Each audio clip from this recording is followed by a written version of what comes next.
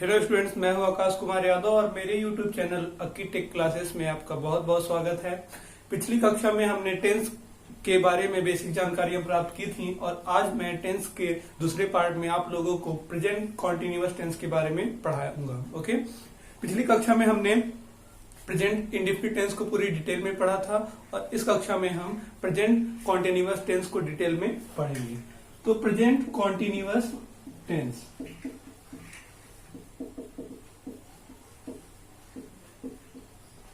सबसे पहले हमें इसकी पहचान पता होनी चाहिए। तो इसकी पहचान होती है रहा है, रही है और रहेगी।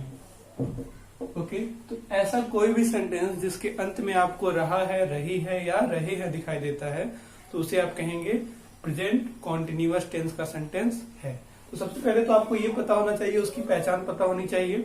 ओके, और उसके बाद यहाँ पे कुछ हेल्पिंग वर्ब लगती हैं, उन्हीं हेल्पिंग वर्ब का यूज करना है, ध्यान रहे, इज, एम और आर का।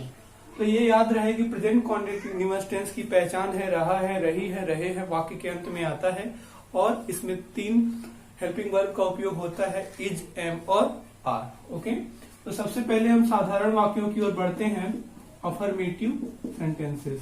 ओके, इसमें क्या होता है, सबसे पहले हम स्ट्रक्चर देखते हैं। तो स्ट्रक्चर आपका होता है कि हम लिखते हैं सब्जेक्ट प्लस इज, एम या फिर आर प्लस वर्ब की first form plus ING plus object. Okay, तो मान लीजिए आपका एक है रोहन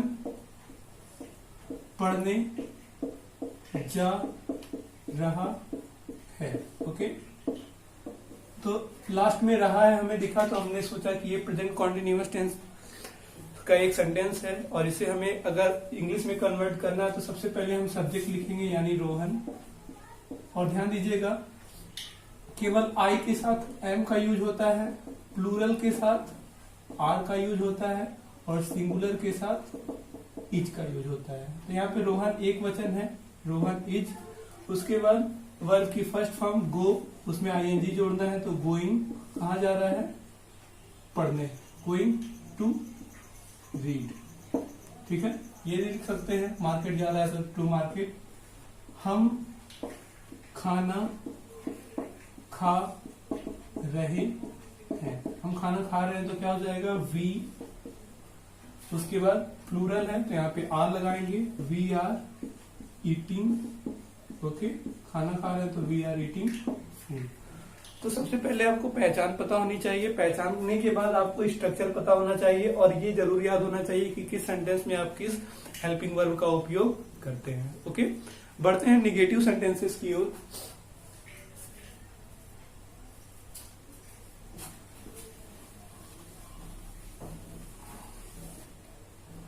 तो दोस्तों निगेटिव सेंटेंसेस में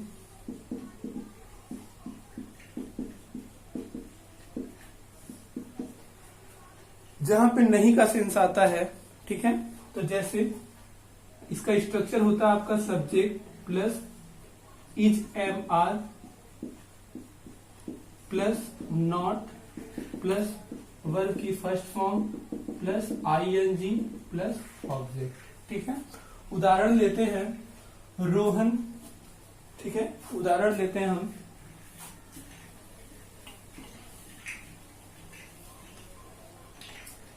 तुम क्रिकेट नहीं खेल रहे हो। ओके, तो क्या हो जाएगा, यू के साथ हम लगाते हैं आर, यू आर, नहीं के लिए नॉट, वर्ब की फर्स्ट फॉर्म प्ले, उसमें क्या जोड़ना है, आईएनजी, प्लेइंग, और ऑब्जेक्ट क्या है हमारा, क्रिकेट। ओके, इसी प्रकार राम खाना नहीं खा रहा है, तो दोस्तों हो जाएगा ये राम इज, एक वचन के साथ इज, नहीं के लिए नॉट, ईटिंग फूड। ओके, इस तरह से आप नेगेटिव सेंटेंसेस को बना सकते हैं। अब हम बढ़ेंगे अपने इंट्रोगेटिव सेंटेंसेस की ओर।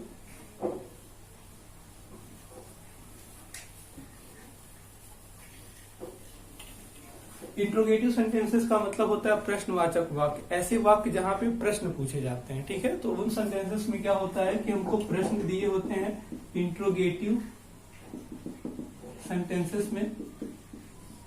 ठीक है, तो इंट्रोगेटिव सेंटेंसेस में कैसे हम बनाते हैं, अगर आपका क्या से शुरू हो रहा है, स्टार्ट हो रहा है क्या से, तो आप पहले लिखेंगे is am are, is am are का यूज करेंगे। ठीक है, प्लस सब्जेक्ट प्लस वर्ब की first form plus ING plus object.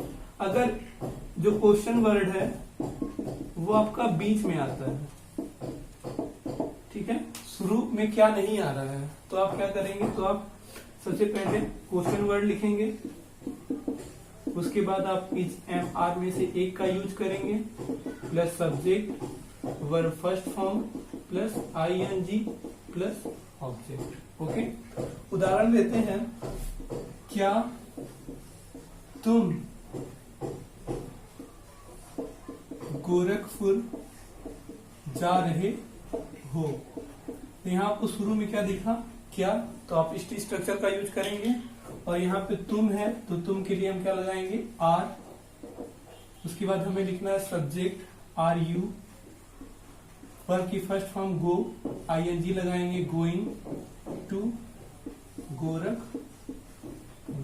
Okay, अब अगला है, मान लीजिए सेंटेंस आपको इस तरह का मिलता है, राम गोरखपुर क्यों जा रहा है। यहाँ पे जो क्वेश्चन वर्ड है आपको कहाँ मिल रहा है, बीच में, तो आप इसका यूज करेंगे। तो सबसे पहले जो क्वेश्चन वर्ड होगा उसका इंग्लिश लिखेंगे, क्यों का इंग्लिश होता है वाई, राम के लिए इज, उसके बाद सब्जेक्ट राम, उसके बाद वर्ब की फर्स्ट फॉर्म जाना का गो, इंग, और लास्ट में ऑब्जेक्ट यानी कि गोरखपुर। ओके, अब यहाँ पे आप क्वेश्चन मार्क जरूर लगा लीजिएगा।